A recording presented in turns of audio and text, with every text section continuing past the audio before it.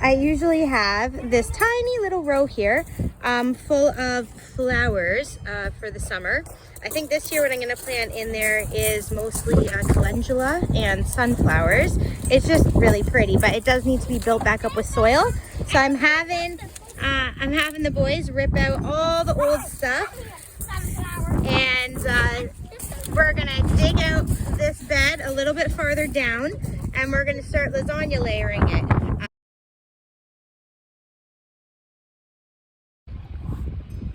All right, so I've been digging for a little while here. My helpers kind of gave up on me, but that's okay. So as you can see in the garden bed there, I dug out a whole pile of dirt.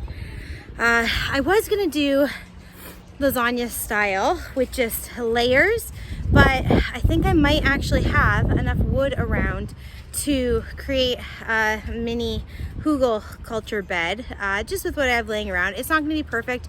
I'm going to have to use pine for a lot of the base because that's what I have available. There's a dead tree behind me that you can see that's not cut down yet, but I'm not going to wait for it to be cut down to create this bed. So I'll just turn you around, kind of see where we're at now, and then I'll keep going. The girls are digging in the dirt here. Because we dug up a whole bunch of worms. So they've been feeding the quail some worms.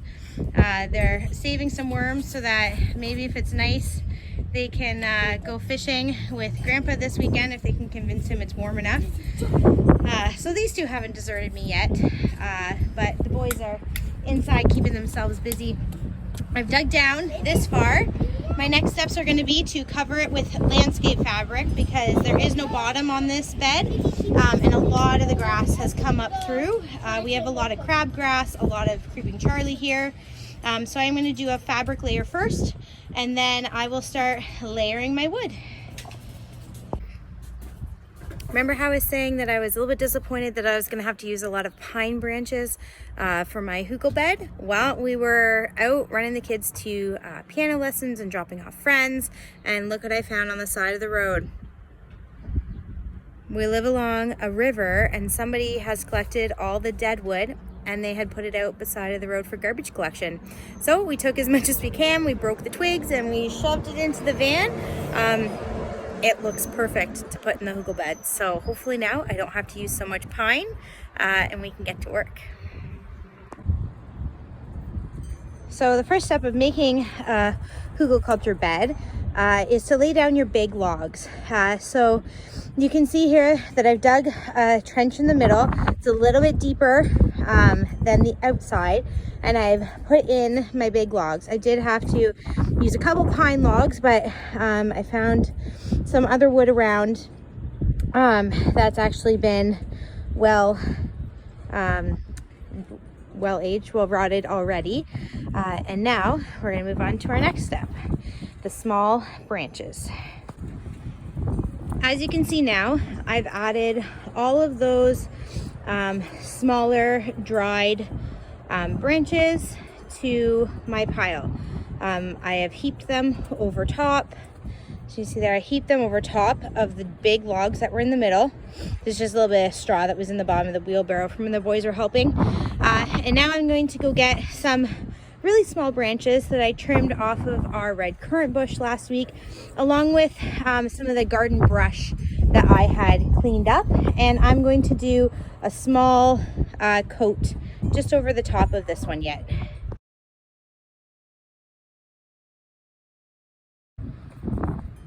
I put a little bit of the brush on top that I cleared out of the garden last week. And now on top of that, I'm going to add my quail pen scraping out manure. It's just as much pine shavings as it is manure. So I'm actually just going to take from my entire compost pile and do a layer of quail compost with pine shavings combined with our household waste that isn't very well composted yet. I'm finished adding, I'm not sure, the green and brown layer. Some of it is well composted, some of it is not well composted. I just mixed it all together. Some of it is quail compost, so pine shavings and quail poo and sand, and we'll have some lime dust in there, probably a little bit of diatomaceous earth too, just from the quail dust baths. And then I added a bunch of my kitchen compost as well. That was in my compost bucket. So some of that's been in there since the fall. So as you can see, some of it is brown, it is rotting, but I've got bigger things like a pineapple that I just mushed up and a few fresher things that I'm gonna bury. But first, I'm gonna give it all a good water. You have to water your Hugelbed as you do the layers, so that everything gets compacted down and you don't end up with a Hugelbed that implodes upon itself. So here we go.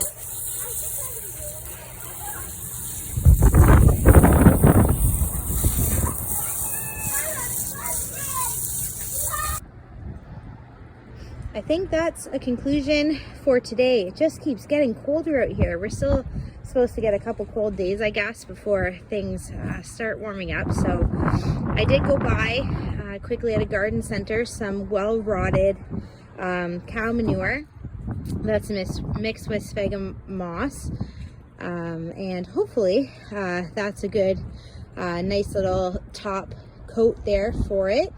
And I'm going to hopefully get a little bit of topsoil in the coming days, and then I will mulch it and I'll show you the finished product when it's all done. Hugelbed building day 2. I ran out of daylight and warmth yesterday, so I'm back at it today. I did have to go to the garden center and get garden soil because my soil that I took out of this garden was packed with creeping Charlie and crabgrass and thistle thistle roots. So I didn't want to put it back on top as topsoil. We need some fill somewhere else in the yard, so I used it there. And I went and bought some nice garden soil for the top of this. As you can see, the mound is still there, but I'm making sure to fill in the sides so I don't get erosion, and so that as it settles, I don't get super low sides that that don't get enough sun, especially on this side here, because we have the quail coop blocking some of the sun there. My next step is mulch.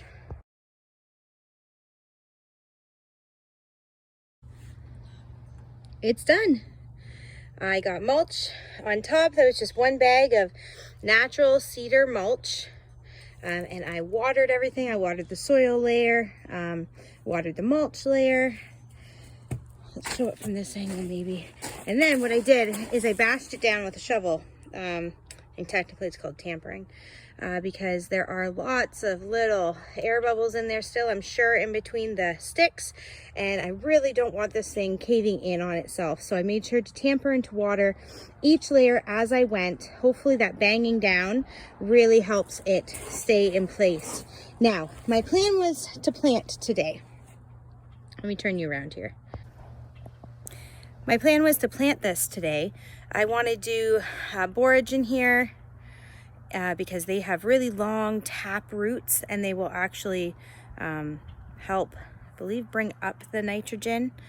The wood and everything is going to be using a lot of nitrogen during the first year of the Hugelbed, so there's not going to be a lot of nitrogen readily available to the plants that I put in here.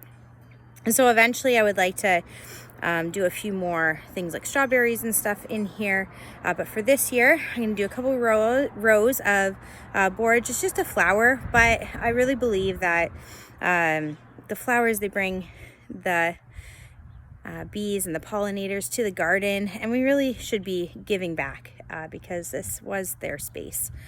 It will also help stabilize my soil because of the really deep roots in it, and is an annual. So I'm going to cut it down.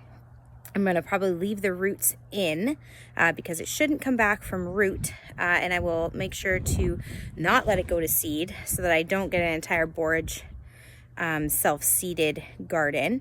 On the edges, I'm going to plant pea bushes. So peas that don't need anything necessarily to climb on. I'll just put a little stake support for them.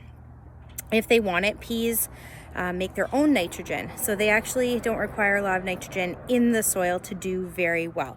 And these are both things that I'm able to plant. I was hoping today, but the soil and the mulch was still semi-frozen from the garden center. And so I'm gonna give it today in the sunshine to warm it up, and tomorrow I'll get my peas and my borage, and probably actually I'll do a couple rows of lettuce and kale in here as well. If you want to learn a little bit more about Hugelbeds or Hugelkultur, this is the book that I used.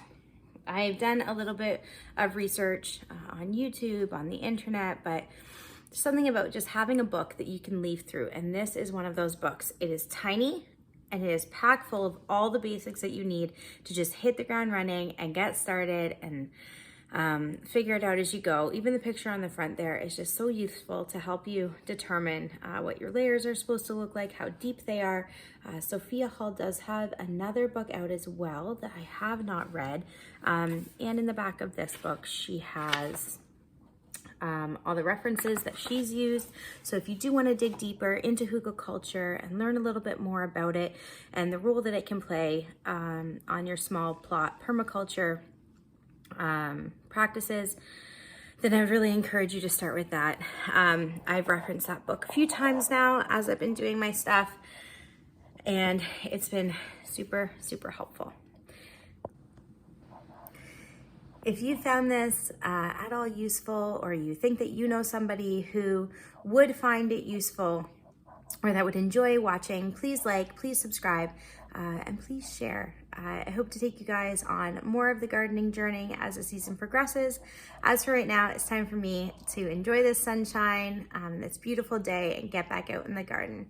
Have a good day.